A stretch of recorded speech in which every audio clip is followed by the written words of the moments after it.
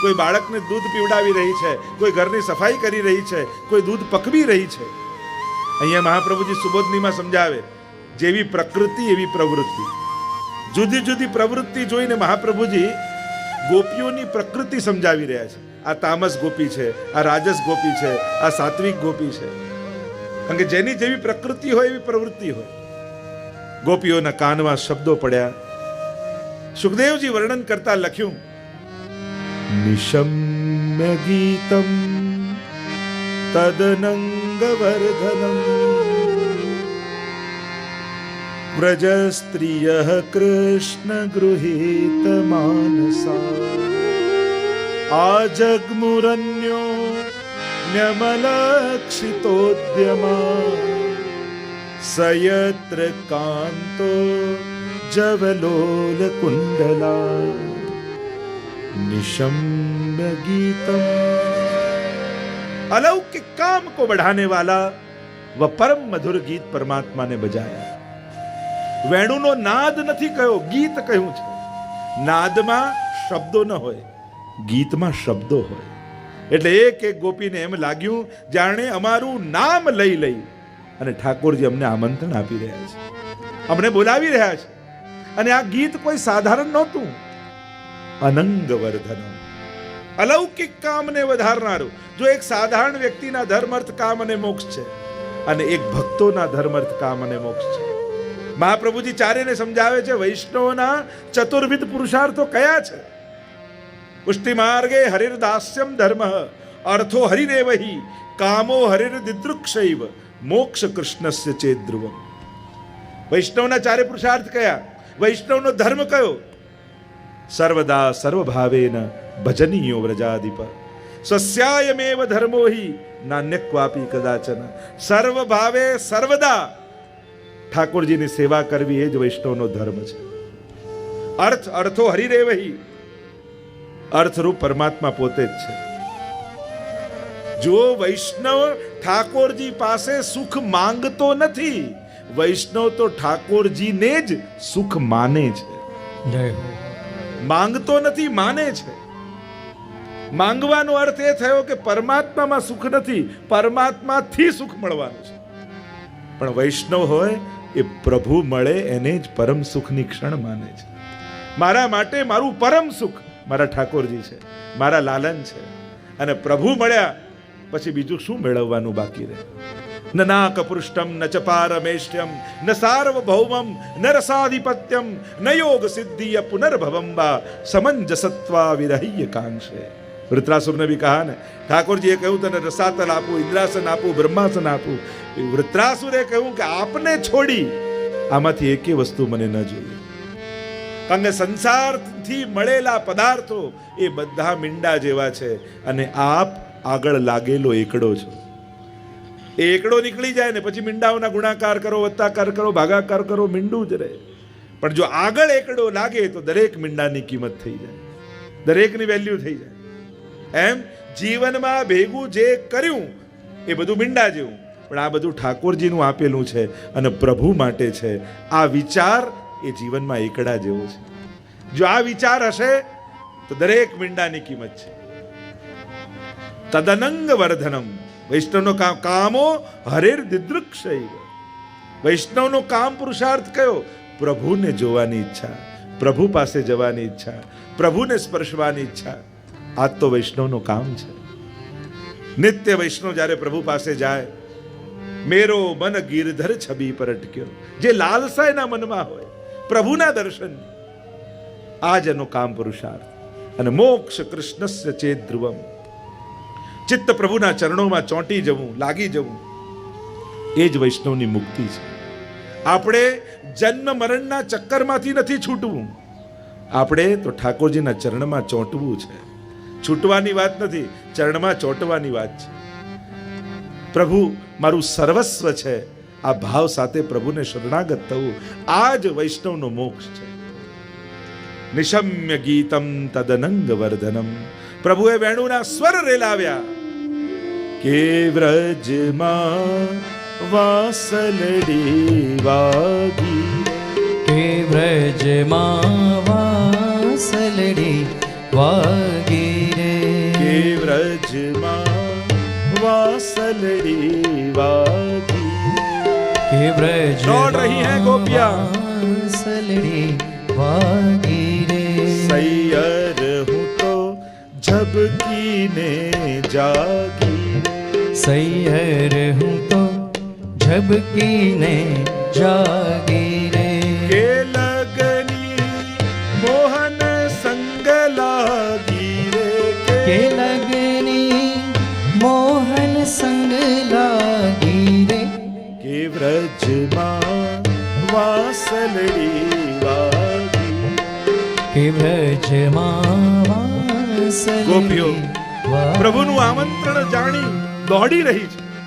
કેટલીક ગોપીઓ જવા ગઈ પણ કોણે દીધી સાકરડી મારા વાલા ના વનમાય વાગે રૂડી વાસરડી જઈ ન શકી. જેને મહાપ્રભુજી અંતર્ગ્રહતા ગોપીજનો કહે છે. ઘરના સ્વજનોએ સાકળ લગાવી દીધી અને એવો તાપ થયો કે પ્રભુ બોલાવી રહ્યા છે ને મારાથી જવાતું નથી.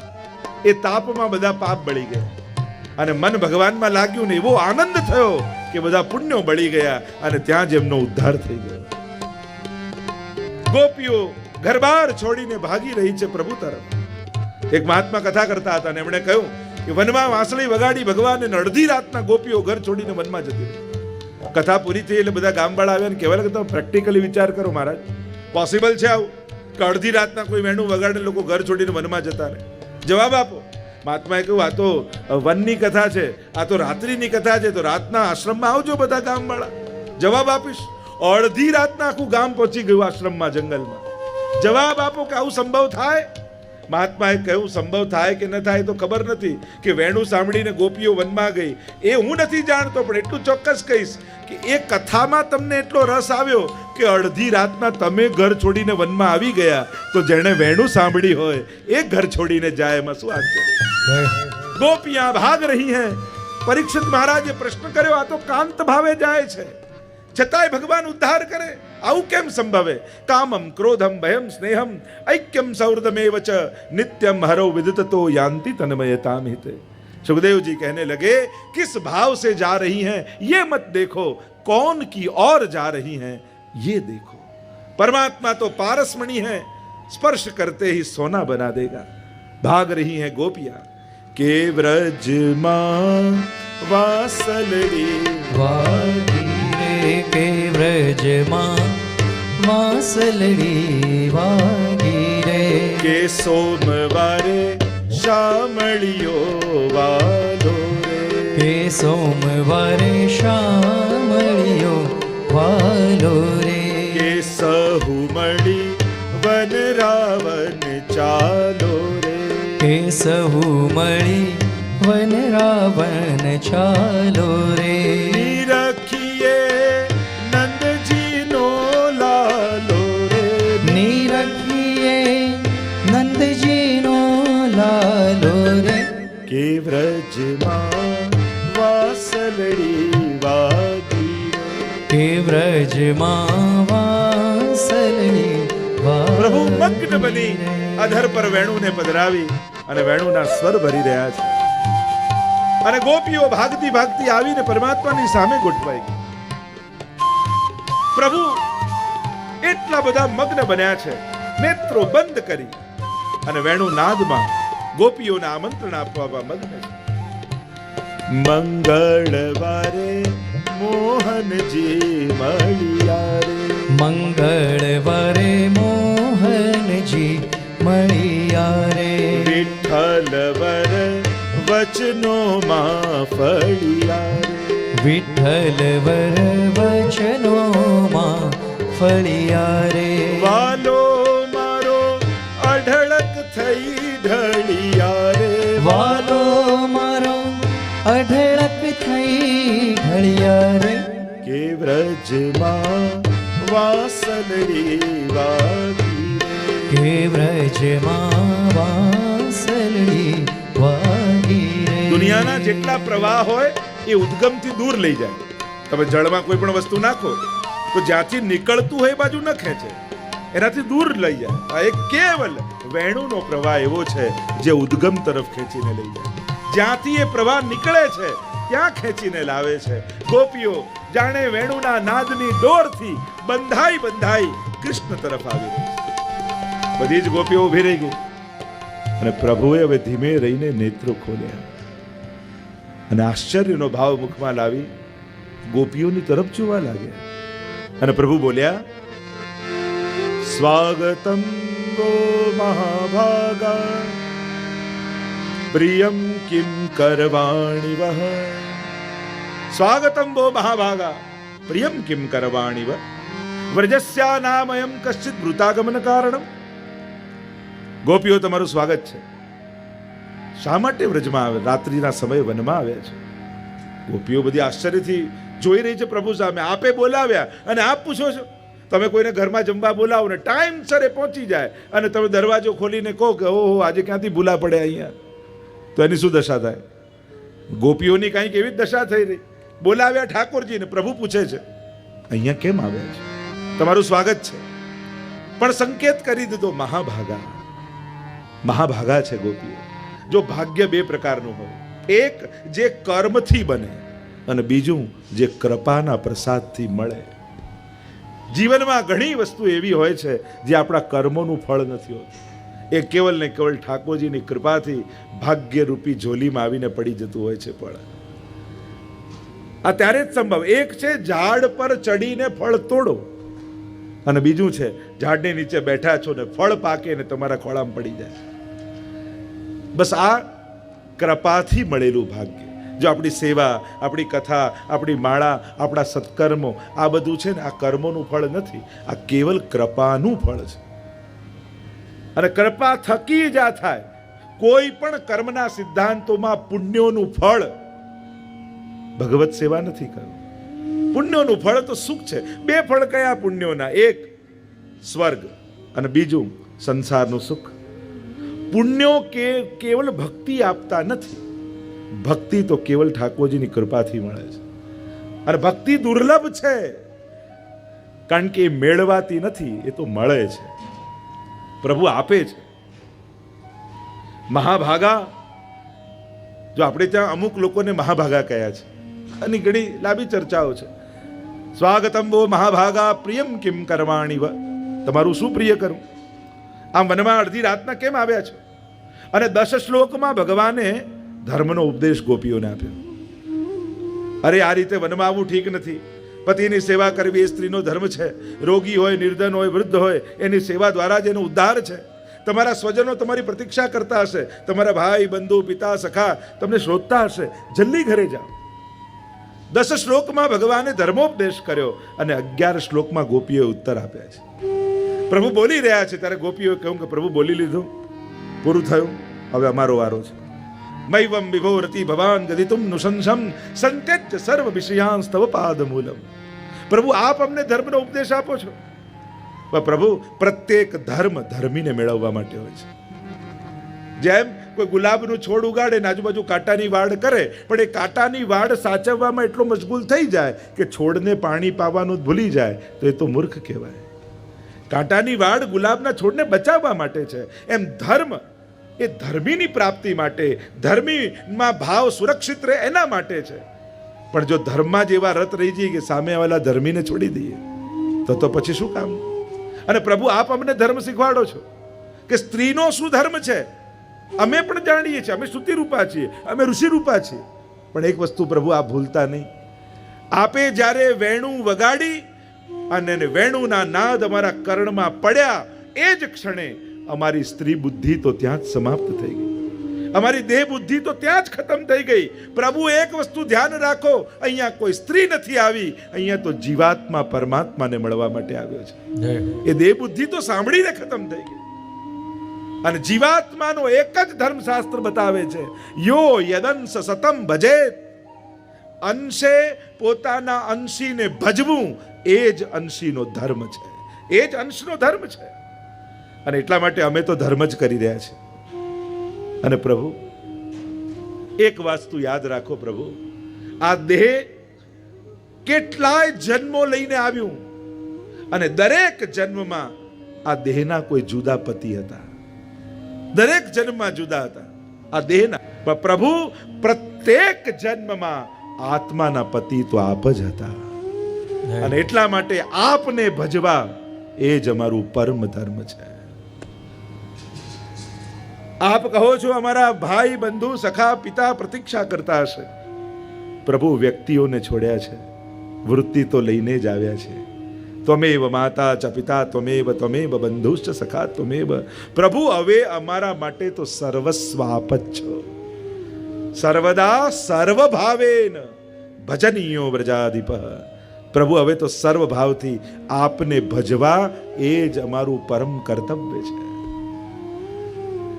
એટલે પ્રભુ બધું જ છોડીને આપના શરણે આવ્યા છે. ગમે તેટલા ઉત્તમ અનાજના દાણા હોય, પણ એકવાર શેકી નાખો ને, પછી સારામાં સારું ખાતર નાખો, પાણી નાખો, જમીન આપો, એમાં ફણગા ફૂટતા નથી. પ્રભુ આ હૃદયની લાગણીઓ હવે આપના પ્રેમમાં શેકાઈ ચૂકી છે. આને સંસારની ભૂમિમાં વાવવા જશો ને તો એમાં સંસાર માટે ફણગા નહીં ફૂટે. હવે અમે સંસારના કામના નથી રહ્યા. પ્રભુ સંસારમાં મોકલશો તો સંસારના લોકોય દુઃખી થશે, કારણ કે હવે અમે સંસારને ઉપયોગમાં આવીએ એમ નથી. હવે તો કૃષ્ણમય થયા છે. જાકો મન લાગ્યો ગોપાલ સો તાહી और कैसे भावेरी. लोक लेकर मीन दूध में राखो जल बिन सचु नहीं पावेरी. जो सुरार न घूमी चलत है पीर न काहू जनावे. જ્યાં સુધી પ્રભુમાં પ્રેમ નથી પ્રગટ્યો ને ત્યાં સુધી સંસાર સુરક્ષા આપે, સુરક્ષા આપતું લાગે. જે ક્ષણે ભગવાનમાં પ્રેમ લાગી ગયો ને એ દિવસે આ જ લાગતી સુરક્ષા બંધન જેવી લાગવા માંડે. જેમ કોઈ કન્યા હોય, 12મું પાસ કરીને કોલેજમાં જાય છે, પહેલો દિવસ છે એટલે એને થોડું મનમાં ભય લાગે. કોલેજનો પહેલો દિવસ એટલે પપ્પા તમે મૂકવા આવજો ને, બહેનપણીઓને ફોન કરે આપણે બધા ભેગા જઈશું, અને આ બધા હોય તો સુરક્ષા જેવું લાગે. પહેલો દિવસ કોલેજમાં જઈએ છીએ, પણ 1 વર્ષ ભણતા ભણતા થઈ જાય અને એને કોઈની જોડે પ્રેમ થઈ જાય, અને પ્રેમ થઈ ગયો એટલે એને એમ થાય કે આજે પપ્પા મૂકવા ના આવે તો સારું, આજે બહેનપણીઓ ના આવે તો સારું. જે સુરક્ષા લાગતા હતા પ્રેમ થયા પછી એ જ બંધન લાગવા માંડ્યા. એમ જ જેનું મન ભગવાનમાં લાગી ગયું પછી સંસાર એને સુરક્ષા આપનારો નથી રહેતો, પછી તો બંધન જેવો લાગવા માંડે છે. એટલે જ આપણે ત્યાં તો ગોવિંદ સ્વામી આદિના પ્રસંગમાં આવે ને કે દીકરી આવીને બોલ્યા નહીં, કહ્યું કેમ નથી વાત, કે મને એક છે ઠાકોરજીમાં સોંપી દીધો, બીજું હોય તો તારામાં લગાડો. કુમનદાસની વાર્તામાં જો ત્યાં સિંહ મારી નાખે છે દીકરાને, મૂર્છિત થઈને પડી ગયા કુમનદાસ. પૂછ્યું કે જો આ મોં તો કોઈને છોડતો નથી. ત્યારે કહ્યું કે આ મોં નથી, પણ સૂતક લાગ્યું ને શ્રીનાથજીના દર્શને નહીં જવાય એટલે મૂર્છિત થઈને પડ્યા છે. એક એક વાર્તા. અમ્મા ક્ષત્રાણીનો પ્રસંગ જુઓ.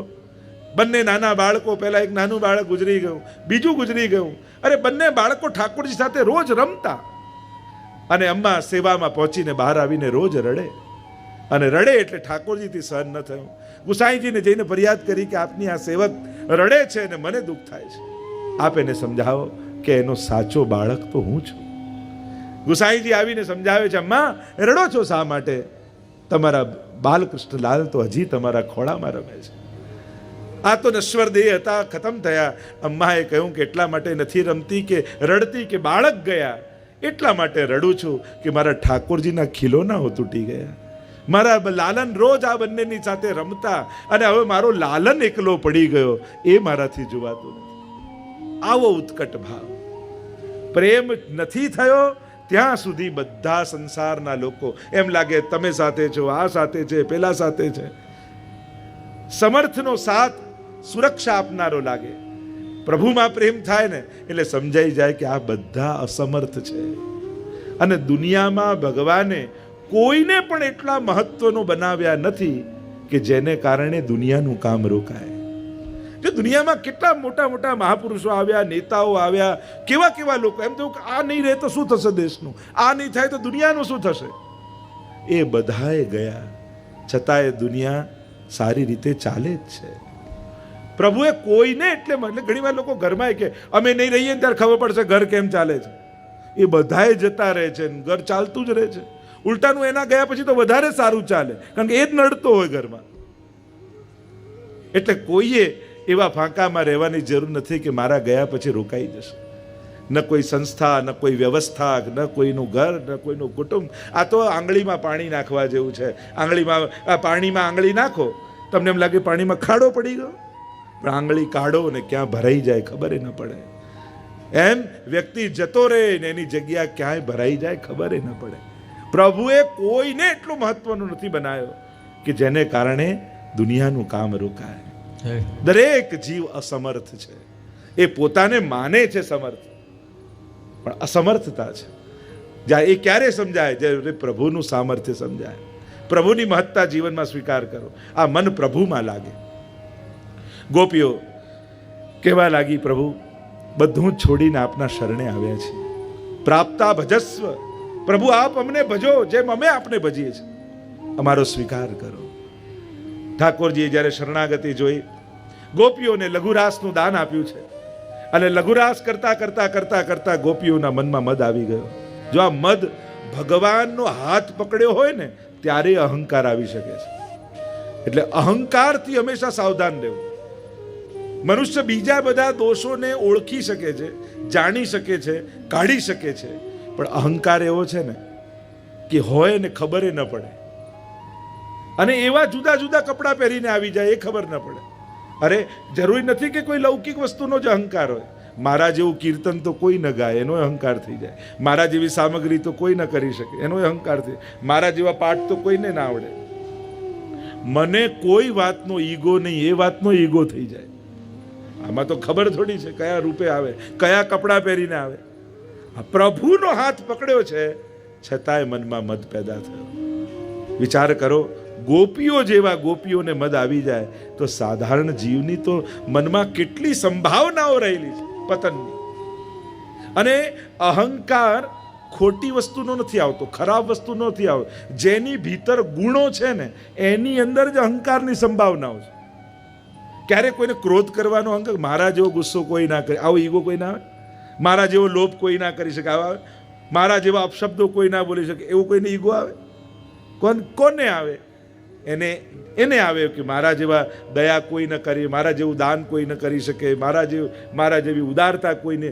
સદગુણો જ અહંકારની સંભાવનાઓ લઈને આવતા હોય છે. એટલે જ સદગુણની વ્યક્તિએ ભગવાનની ભક્તિમાં જોડાવવું બહુ જ જરૂરી છે. આપણે એટલે જ કહીએ ને, ઘણા કે ભગવાન શું, અમે તો સોશિયલ વર્કમાં માનીએ. જો લોકો ઘણીવાર સારા સારા શબ્દોના પ્રયોગ કરી પોતાને જ છેતરી લેતા હોય. અને છેતરવાનું પહેલું શબ્દ આપણે શું હોય? મારું દિલ ચોખ્ખું છે, પછી મારે સેવા કરવાની શું જરૂર છે? હું કોઈને દુઃખ નથી પહોંચાડતો, કોઈનું ખરાબ નથી કરતો, મારે ભક્તિ કરવાની શું જરૂર છે? અરે તું કે છે દિલ ચોખ્ખું છે, પાડોશીને પૂછ તો ખબર પડે. આપણે જ આપણી જાતને ચૂકાતા કે દરેકને એમ જ લાગે ને મારું દિલ તો ચોખ્ખું જ છે. હજી ભગવાન પાસે જવાની ઈચ્છા નથી થતી ને એ જ પ્રમાણ આપે છે કે હજી દિલ ચોખ્ખું નથી થયું. જો દિલ પવિત્ર થઈ જાય તો ભગવાનથી દૂર રહી જ ન શકે માણસ. અને આ રીતે લોજિક આપે. જેને કાંઈ જ ન કરવું હોય ને, આપણે તો બધાને માનીએ એટલે સમજી લેવું ક્યાંય જતો નથી. આ પણ લોકો એમ ના કે ક્યાંય, લોકો શબ્દો તો સારા જ વાપરે, શબ્દો તો એવા સરસ વાપરે ને આપણે તો બધાને મને સમજવું કે આ કોઈનો નથી. ક્યાંક આપણી જ જાતને આપણે છેતરતા હોઈએ છીએ. અહીંયા ગોપીઓના મનમાં મદ જાગ્યો. અરે જગતને નચાવનારો પરમાત્મા અમારા ઈશારે નાચી રહ્યો છે. જે રીતે અમે ચરણ ઊંચા કરીએ તો ચરણ એ ઊંચા કરે, અમે હાથ ઊંચા કરીએ તો એ હાથ. જુઓ ને અમારામાં કેવો મોહિત થઈ ગયો છે. પ્રભુએ જોયું, આકાર તો મળ્યો પણ હજી પાત્રતા સિદ્ધ થઈ નથી. જેમ કાચો માટીનો ઘડો હોય, અગ્નિમાં પકવો નહીં તો પાણી ટકે નહીં, એમ લાભ મળ્યો પણ હજી અધિકાર પ્રાપ્ત નથી થયો. હવે આ ઘડાને તો વિરહા અગ્નિમાં પકવવો પડશે. અને ભક્તો પર, ગોપીઓ પર કૃપા કરવા માટે તાસામ તત સૌભગ મદમ વિક્ષમાનંચ કેશવ પ્રશમાય પ્રસાદાય તત્રૈવાંતરધીયતા. બે કારણથી પ્રભુ અંતર ધ્યાન થઈ ગયા. એક, પ્રશમાય, અહંકારનું પ્રશમન કરવા. ઠાકોરજી તમારા ઉપર કૃપા કરવાના હશે ને તો તમારો અહંકાર ક્યારે વધવા નહીં દે. કોઈના ને કોઈના થકી તમારો અહંકાર તોડાવશે. અને પ્રભુ જો બગાડ કરવાના હશે ને તો ચારે બાજુ એવા લોકોને ગોઠવી દેશે કે તમારી વાહવાહ કરીને તમને એવા ઊંચે ચડાવશે અને ત્યાંથી પાડશે તો તમારું પતન થશે. પ્રભુ હરિના યે વિનિર્મુક્તા તે મગના ભવસાગરે. ઠાકોર જેનો હાથ છોડી દે ને એ ભવસાગરમાં ડૂબી જાય, ખૂપી જાય. પ્રશમાય, પ્રશમન કરવા. આપણે ત્યાં રાણીનો પ્રસંગ નથી આવતો કે દર્શન કરવા જવું પણ હું જ એકલી કરું, બીજું કોઈ નહીં, અને પાછી ચાદર ને છત્ર લઈને જાઉં. ઠાકોરજી દરવાજો ખોલ્યો, નજારોની ભીડ આવી, એકે કપડું ન રહ્યું. ઠાકોરજી કોઈનો અહંકાર ચલાવતા નથી. પ્રશમાય, બીજું કહું પ્રસાદાય, કૃપા કરવા માટે. પ્રભુ પોતાના જીવનો બગાડ થવા દેતા નથી. ભક્તની અંદર આવેલા દુર્ગુણો પણ ઠાકોરજી પોતે દૂર કરી દેતા હોય છે અને ભક્તને તૈયાર કરતા હોય છે. પ્રભુએ જેનો સ્વીકાર કરવો છે એને લાયક પણ પ્રભુ જ બનાવે છે. અને એટલા માટે ગોપીઓ પર કૃપા કરવા માટે ઠાકોરજી અંતર ધ્યાન થઈ ગયા. અને જ્યાં અંતર ધ્યાન થયા, નાચતી ગોપીઓ જોવા લાગી. એક હાથ ગોપીના હાથમાં, બીજો હાથ ગોપીના હાથમાં. થયું કે હમણાં તો પ્રભુ હતા, ક્યાં ગયા પ્રભુ? તે જોયા છે, પેલા કે તે જોયા છે, પેલી કે તે જોયા છે. આખાય મંડળમાં ફરી વળ્યા, ક્યાંય પરમાત્મા ન દેખાયા. અરે, ક્યાંક આપણી અંદર મદ આવ્યો એટલે પ્રભુ આપણને છોડીને તો નથી જતા રહ્યા. આવો શોધીએ પ્રભુને. વનમાં શોધવા લાગી, ત્યાં એક ચરણના ચિહ્ન દેખાયા. અરે, આ તો શંખ ચક્ર આદિ ચિહ્નો છે, પ્રભુના છે. પણ અહીંયા પુષ્પો પડ્યા છે, કોઈની વેણી ગૂંથી લાગે છે. કોઈ એક સૌભાગ્યશાળી ગોપીને જોડે લઈ ગયા છે. આગળ શોધતા શોધતા જાય તો નિકુંજમાંથી રડવાનો અવાજ સંભળાયો. દોડતા અંદર જઈને જુએ, જેને ભેગા લઈ ગયા એને મૂકી ગયા. કારણ કે એને મદ આવ્યો, કોઈને ન લઈ ગયા અને મને સાથે લઈ ગયા. પ્રભુ એને છોડી દીધા. ચારે બાજુ ગોપીઓ શોધી રહી છે. એ અશોક, તું તો શોકને હરનારો છું. તે અમારા ઠાકોરજીને જોયા છે. વૃક્ષોને, લતા પતાઓને પૂછે છે. ક્વચિત તુલસી કલ્યાણી, એ કલ્યાણી તુલસી, તે અમારા ઠાકોરજીને જોયા છે. તું તો પ્રભુની પ્રિયા છું. કોઈ જવાબ આપતું નથી. ચારે બાજુ શોધતી ગોપીઓ ફરતી ફરતી આવી યમુનાજીના તટ ઉપર. અને જ્યારે કોઈ સાધન ન રહે ત્યારે ગુણગાન જ એકમાત્ર સાધન છે. મહાપ્રભુજી સુબોધનીજીમાં કારિકા લખે છે, અષ્ટાવિંશે હરેર્ગાનમ સ્વભાવાદ અપરાધતઃ કૃતાવગના ગોપિકા હિ સ્તોત્રમ ચક્કર રીતિર્યતે. સુબોધનીજી અનુસાર 28મો અધ્યાય ગોપી ગીત. કેમ ગાયું ગોપીઓએ? બે કારણથી. સ્વભાવાદ અને અપરાધતઃ. પહેલું સ્વભાવ, વિરહીનો સ્વભાવ છે, જેનો વિરહ થાય એના ગુણગાન કરવા. અને અપરાધતઃ, જેનો અપરાધ કર્યો હોય એની પ્રશંસા, એના ગુણગાન કરવા જોઈએ. બધી જ ગોપીઓ ભેગી મળી અને પ્રભુ ક્યાંય ન મળ્યા. થયું કે પ્રભુને પુકારીશું તો પરમાત્મા પ્રગટ થઈ જશે. પુકાર અને પ્રાર્થના, આ બે જ વસ્તુ પ્રભુને બોલાવવા માટે છે. ભક્ત પ્રાર્થના નથી કરતો, ભક્ત તો પુકાર કરે છે. માંગણી નથી, અહીંયા તો લાગણી છે. અને જ્યાં લાગણી હોય ત્યાં પુકાર હોય, જ્યાં માંગણી હોય ત્યાં પ્રાર્થના હોય. सर्वे गोपियों भेगी मड़ी, आइए हम भी गोपियों के स्वर में स्वर मिलाएं और गोपी गीत के माध्यम से गोपाल को पुकारें. जयति तेधिकम् जन्मनाव्रज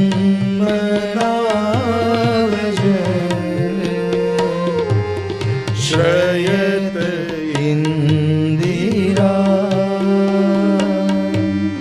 शश्वदत्रहि दयित दृश्यता